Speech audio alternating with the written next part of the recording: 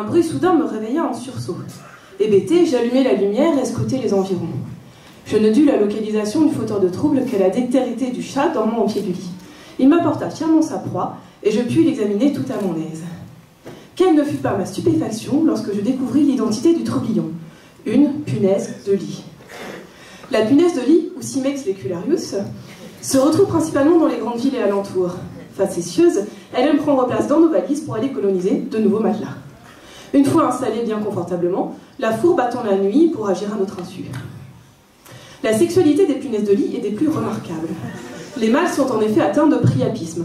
En termes plus crus, ils ont tout le temps la trique. Ce priapisme entraîne un taux moyen d'environ 200 rapports sexuels par jour. De quoi faire rougir les plus enthousiastes d'entre nous. Ce priapisme, malgré cela, l'espèce ne diffuse pas aussi rapidement qu'elle le pourrait. Les ailes débordant des mâles les rendent en effet peu regardants sur l'objet de leur attention. Seulement 30% de leurs rapports sexuels ont lieu avec des punaises de lit femelles. 50% de leurs relations sont homosexuelles, juste parce que les autres mâles se trouvent sur leur chemin.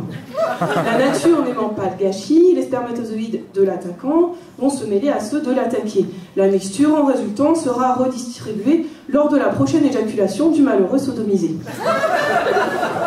Quant aux 20% restants, ces messieurs s'attaquent tout simplement à d'autres insectes. Ben oui, hein, il fait sombre sous le matelas, pas facile de distinguer une punaise d'une araignée. L'obscurité de leur milieu de vie leur rend cependant également assez difficile la localisation des parties génitales des femelles. Surtout, pas d'inquiétude, ils ont trouvé la parade. Leur pénis particulièrement pointu leur permet de piercer la cuticule de ces pauvres femelles, qui voient ainsi la semence de leur partenaire injectée dans les endroits les plus incongrus. Les malheureuses développent ainsi de multiples vagins accessoires qui finiront reliés au principal. Notons qu'il en est de même pour les mâles qui acquièrent de nombreux vagins artificiels un petit peu partout sur leur corps. Ces pratiques un peu étranges soulèvent une autre particularité. Il est en effet possible pour des punaises de lit vierges de se retrouver gestantes via un de ces vagins accessoires. Les punaises de lit revisitent ainsi à leur façon le concept de la Vierge Marie. Le bruit atroce qui m'a réveillée n'est cependant toujours pas élucidé.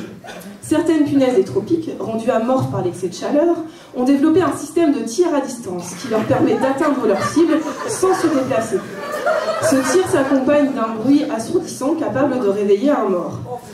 Reste à savoir comment une punaise des tropiques a pu atterrir sous mon matelas. Je blâme mes colocataires récemment revenus d'une excursion en Australie.